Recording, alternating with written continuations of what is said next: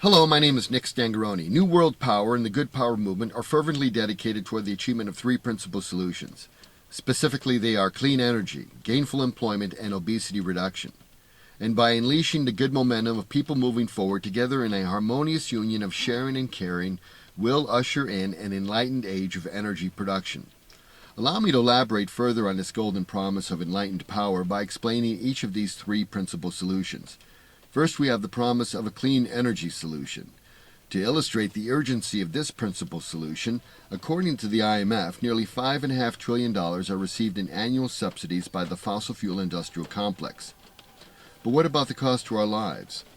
At nrdc.org, we learned that nearly 40 million children are made highly susceptible to pollution-borne illnesses because they can only breathe polluted air on an everyday basis. Yet by merely establishing reasonable standards to reduce power plant emissions, 17,000 human lives could be saved nationally. And reducing toxic air pollution from industrial plants could save another 5,000 lives. Let me now say a few words about gainful employment, by which I mean part-time employment that will treat its employees like highly paid professional athletes. They'll be paid above average wages for an excellent form of daily exercise. And in addition to wages, they'll be provided with healthy, nutritional meals for free with on-site catering. They'll also be provided the expertise of personal trainers and sports physicians at no cost. Finally, I want to touch on the obesity epidemic inflicting our society today. According to an article about adult obesity, which I found off the harvard.edu website, nearly 500 million adults are obese, or almost double the rate of obesity in 1980. And when one uses a body mass index, or BMI, of 25 or higher as a parameter, the number of adults considered obese is nearly 1.5 billion worldwide. Now, if U.S. trends continue unchanged, by 2030, nearly half of all men and women will be obese.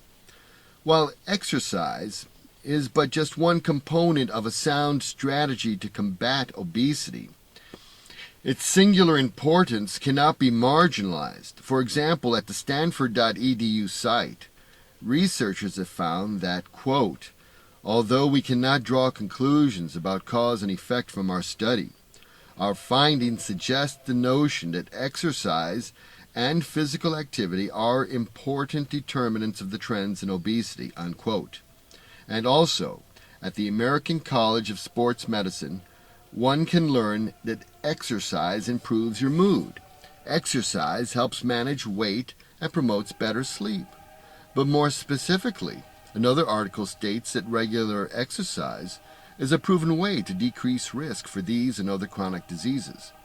It will help to prevent or manage high blood pressure, type 2 diabetes, and other associated illnesses. So, all this is well and good, but by what means can we attain such noble societal aspirations? Well, hopefully the Ring of Power will be one of those means, because if this invention performs as planned, it should produce a power station's worth of electricity without burning fossil fuels.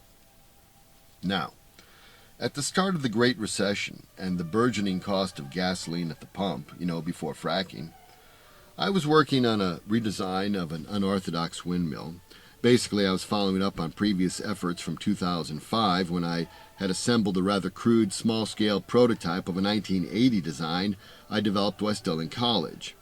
Well, when I began thinking of a new supporting base structure for the radical windmill design, in a flash, I suddenly imagined the galaxy star configuration of the Ring of Power. And while I had been thinking of the windmill, it was immediately apparent that it could be developed as a freestanding device. Unfortunately, also around this time, like so many others, I found myself trapped in a serious financial strait. But I never gave up, and in the fall of 2014, exactly 5 years after coming up with the invention, I applied for a provisional patent on the first model, codenamed Ring of Power. However, this is not the model I plan to test as a working prototype. That model is codenamed the Cyclone Caesar. And for purely legal reasons, I cannot at this time discuss the details of this model because I haven't applied for its patent protection. But this does not preclude me from discussing the finer aspects of the Ring of Power, since I currently hold patent pending rights to this design. And of course, I've written a little book on the subject entitled The Ring of Power. So with that, let me briefly explain how it all works. About the year 2000, or some 15 years ago, I attempted to build a pedal-powered electrical generator using a stationary bike.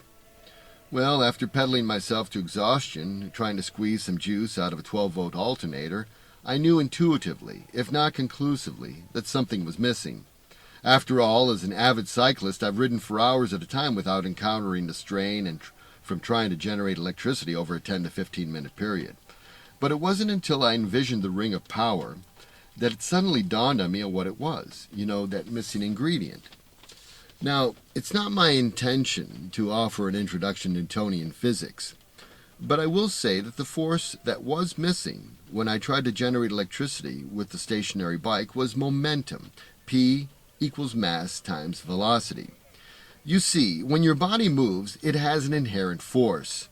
And that force is directly proportional to the speed you are traveling relative to the Earth's gravitational force field, or inertial frame of reference.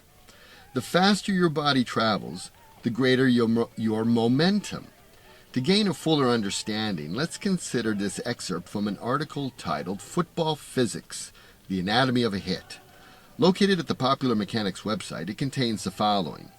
At 5 foot 11 inches and 199 pounds, this average-sized NFL defensive back can sprint 40 yards in 4.56 seconds, generating up to 1,600 pounds of tackling force.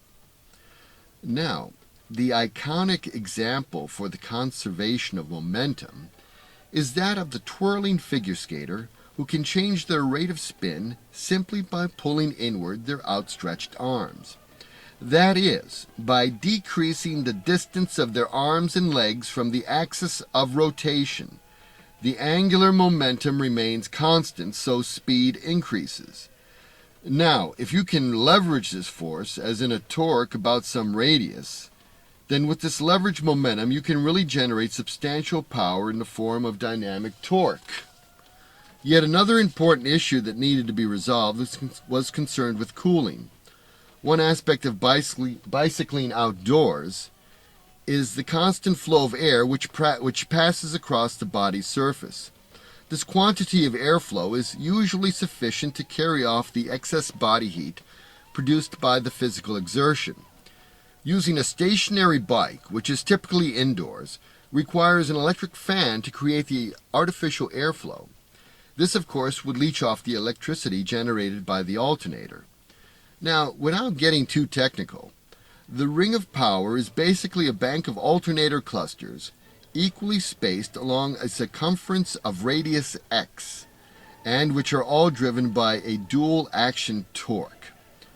But more specifically, by coupling the angular momentum and speed of the dueling cyclists to a pulley transfer system, their kinetic energy will force a continuous torque at the optimal velocity necessary to turn all the alternators at their rated RPMs. So, in summation, I like to say that in addition to the ability to generate prodigious amounts of electricity, there are significant societal benefits that can be realized, most significant of which could be the opportunity to allow those nations currently lacking access to fossil fuel resources to generate substantial electrical power.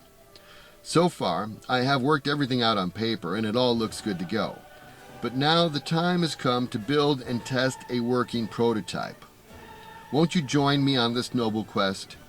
We are on the verge of a history-making epic, one which will bring us into view of that better way to generate power for the good of all. Thank you.